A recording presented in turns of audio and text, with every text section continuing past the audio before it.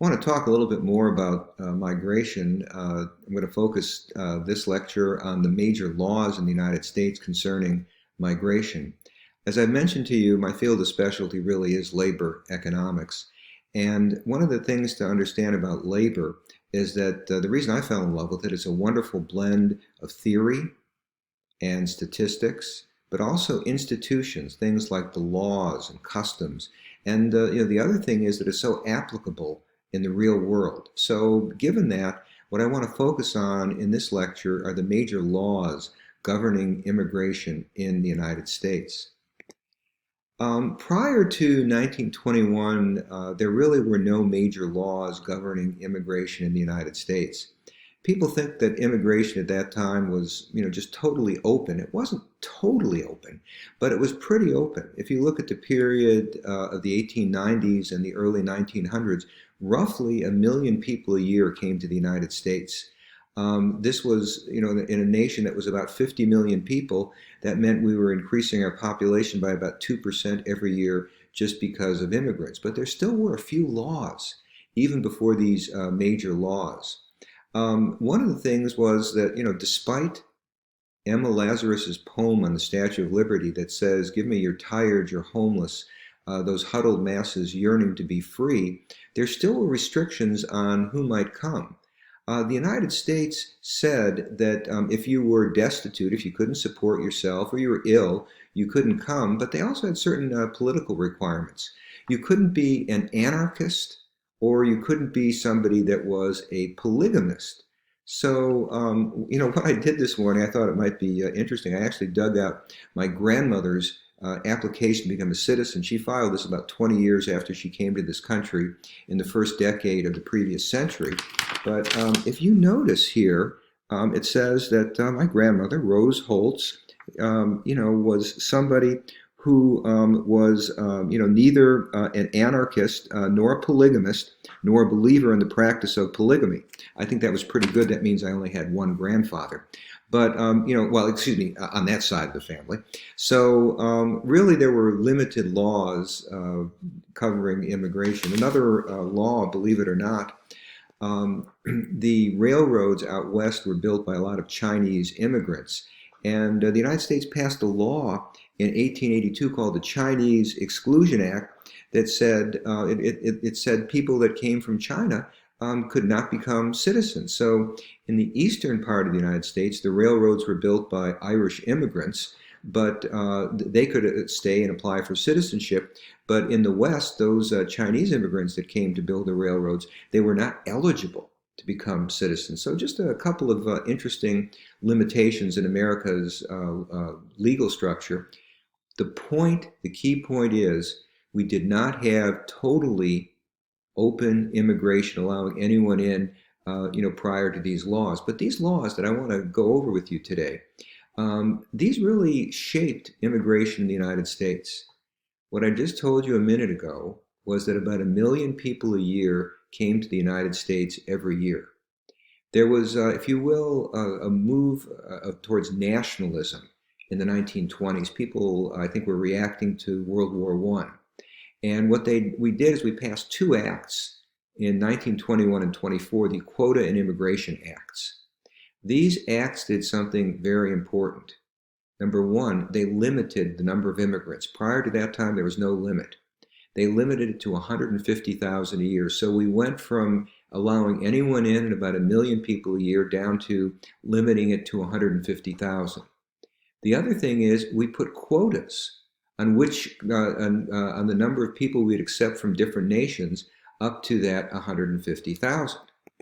Now, if we look at American immigrants to America, in the period from 1830 to 1890, immigrants came, the three countries that sent the most were Germany, Ireland, and the United Kingdom. If you look at the period from 1890 to 1920, the three nations that sent people, the most people to the United States were Austria-Hungary, that was the one country, it was an empire, Italy, and the nations that were part of the USSR. Russia controlled many of those nations.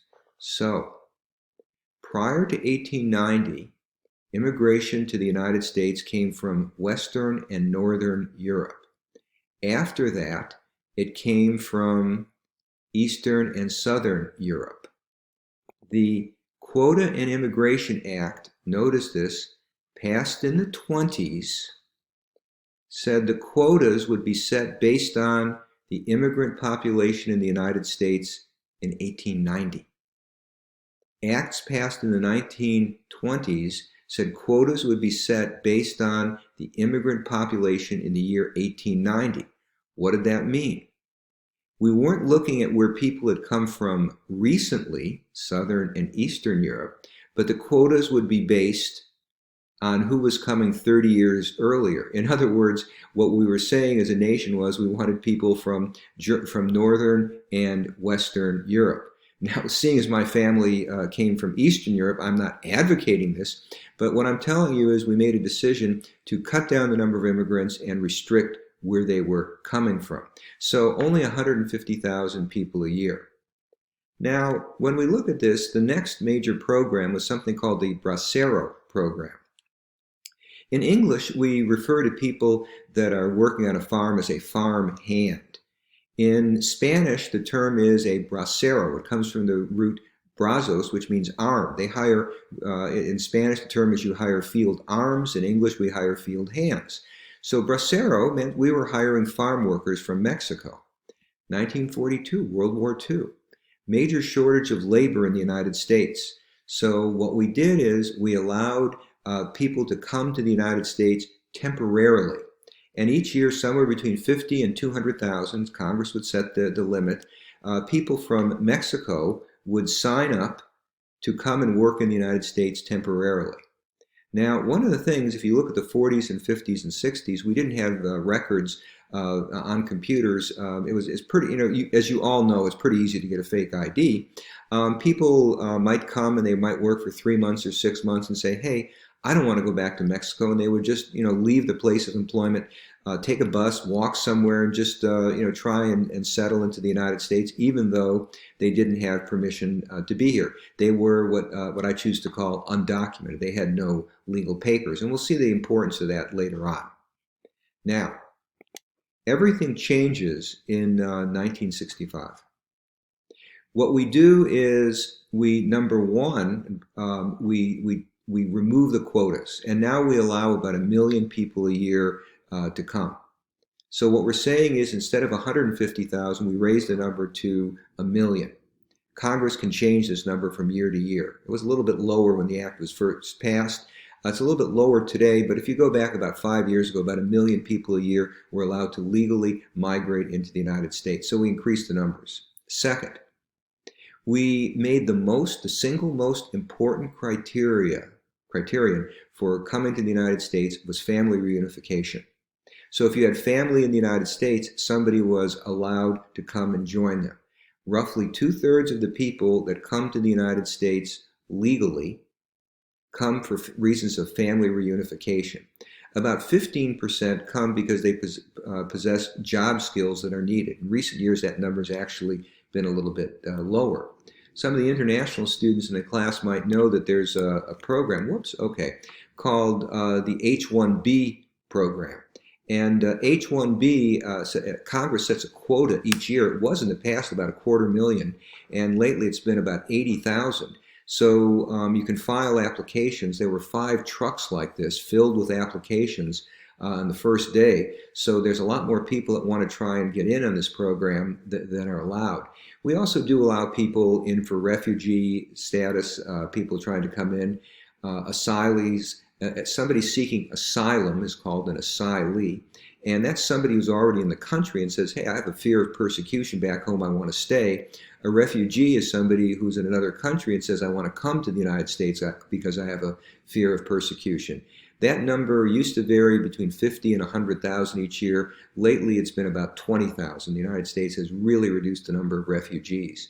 We also have a diversity lottery where about 30,000 people from around the world, as long as they can pass a background check, are allowed to apply for, to a lottery to get admitted to the United States. But the key takeaway, the most important reason that people are allowed into the United States is family reunification.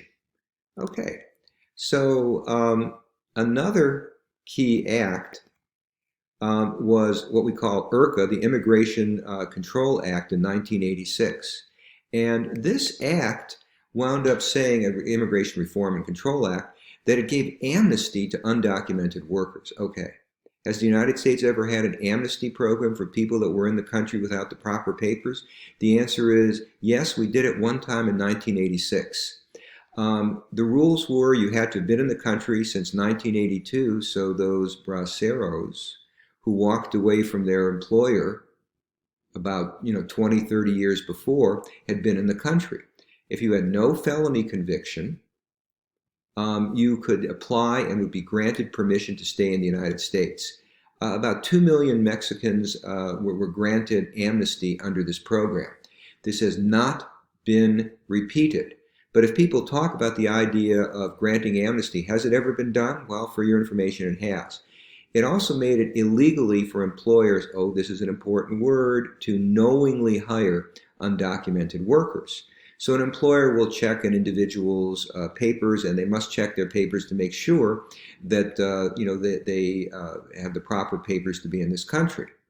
But I imagine some people in the class are under the age of 21, and those that are not were under 21 at one time. And you know that, I think it's about $100 will get you phony papers. You can get a fake ID, driver's license, social security card, whatever. It can be obtained. So the employer can make a good faith effort, but we really don't have an effective system for the employer to know whether or not the papers are real or phony. Maybe they need to hire, bouncers from Clancy's that got laid off. So when you put all of this together, what we see is that if we look at the U.S. Workforce, if you go back to 1900, 1910, almost a quarter of people in the United States in the workforce were immigrants.